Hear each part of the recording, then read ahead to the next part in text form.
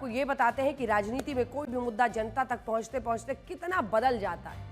अब तक राहुल गांधी यही कह रहे थे कि देश में वोटों की चोरी हो रही है और भारत का चुनाव आयोग बीजेपी के साथ मिला हुआ है। लेकिन अब बिहार की वोटर अधिकार रैली में राहुल गांधी ने यह कहना शुरू कर दिया है कि वोट चोरी नहीं रुकी तो राशन कार्ड और जमीनों की चोरी भी शुरू हो जाएगी। भाई और बहनों, पहले आपका वोटर कार्ड जाएगा, उसके बाद आपका राशन कार्ड जाएगा, उसके बाद आपकी जमीन अदानी और अंबानी को दी जाएगी। ये देश 2-3 अरबपतियों का नहीं है, अंबानी का, अदानी का नहीं है।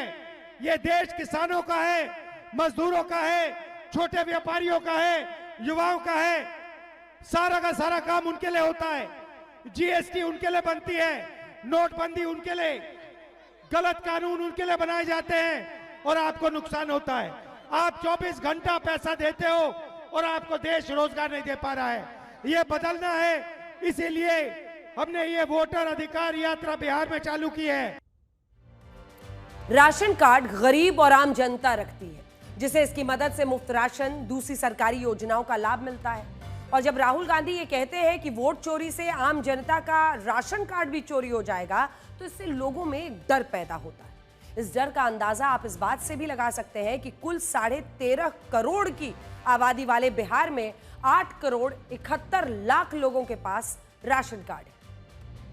और इसीलिए सोचिए, अगर इन लोगों में से आधे लोग भी राहुल गांधी की बात पर विश्वास कर ले, तो ये डर बिहार के चुनाव में कितना बड़ा वोट बैंक बन सकता है। और शायद यही डर फैलाकर एक बिसात बिछाई जा रही है जिस पर चुनावों की लड़ाई लड़ी जाएगी। राहुल गांधी कह रहे हैं कि वोट चोरी के मुद्दे पर उन्हें पूरे बिहार का समर्थन मिल रहा है और लोग खुद उन्हें आकर बता रहे हैं कि कैसे चुनाव आयोग ने उनका नाम वोटर लिस्ट से काट दिया। लेकिन जब इन दावों की जांच हो रही है तो इनमें कई दावे गलत भी निकल रहे हैं। जो कुछ दावे गलत निकल रहे हैं उन्हीं का लेखा जोखा हम आपके सामने रखना चाहते हैं। जैसे नवादा में राहुल गांधी ने एक व्यक्ति को लेकर यह दावा किया कि पहले उसका नाम वोटर लिस्ट में मौजूद था, लेकिन अब चुनाव आयोग ने वोटर लिस्ट का रिवीजन करने के बाद उनके नाम को मतदाता सूची से हटा दिया। ये देखिए, जिस शख्स की आप तस्वीर भी देख रहे हैं, खुद इस व्यक्ति ने भी कहा कि इसका नाम सुबोध कुमार है, इसका नाम वोटर लिस्ट से काटा गया है। लेकिन इसकी जांच हुई तो यह पता चला कि इस व्यक्ति का नाम कभी भी वोटर लिस्ट में था ही नहीं।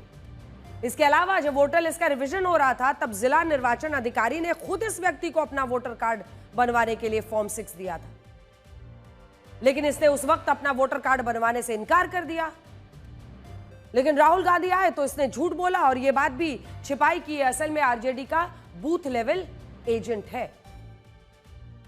आइए आइए, वो आइए, ऊपर आइए, नाम बताइए अपना। मैं काशीचक प्रखंड रेबरा पंचायत के महरत गांव निवासी सुबोध कुमार, पिता शामली सिंह।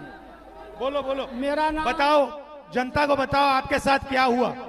मेरा नाम वोटर लिस्ट में काट दिया गया है और मैं अगला लोकसभा में भी वोट दिया हूं और पोलिंग एजेंट रहा हूं।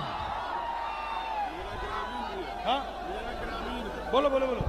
तो मैं लोकसभा में पोलिंग एजेंट भी था और मेरा नाम सुबोध कुमार, पिता से स्वर्गीय श्यामली सिंह हुआ। मैं महरत ग्राम का निवासी हूँ, खेती करता हूँ। ऐसे बिहार में लाखों लोग हैं जिन्होंने वोट दिया, वोटर लिस्ट में नाम था और उनका नाम वोटर लिस्ट से काट दिया गया। दावा यह था, हमने आपको दिखाया कि कैसे पहले पता चला कि पहले भी इसका नाम नहीं था और इस बार जब उसके पास फॉर्म गया तो उसने इनकार कर दिया था।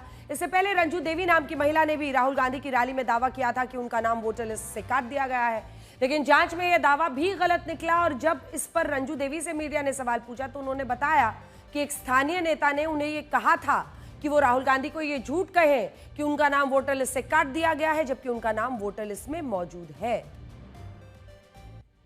इस सबके बीच चुनाव आयोग ने अखिलेश यादव के भी उन दावों का फैक्ट चेक किया है जिसमें उन्होंने साल 2022 के विधानसभा चुनाव में 18,000 हलफनामे जमा करने की बात कही थी और यह कहा था कि उन चुनावों की वोटर लिस्ट में भी गड़बड़ी थी।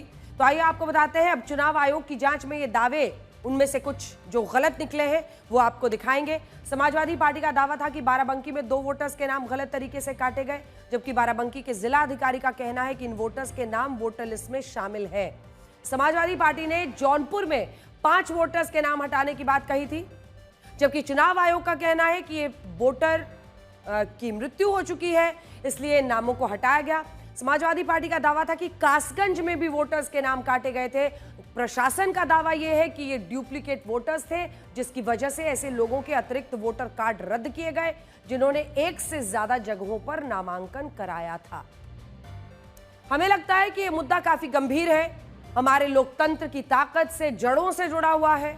अगर वोट चोरी पर विपक्ष के एक के बाद एक कई दावे गलत निकलेंगे तो इससे हमारे लोकतंत्र को भी नुकसान पहुंचेगा और विपक्ष की विश्वसनीयता पर भी सवाल उठेंगे, क्योंकि अभी तक वो पूरी दमखम और ताकत के साथ ये आरोप चुनाव आयोग पर लगा रहे हैं कि फर्जीवाड़ा हो रहा है, लेकिन जिन चेहरों को वो सामने करते हैं, अगर वहीं पर पेच फंस जाए तो फिर मामला अटक कर रह जाता है।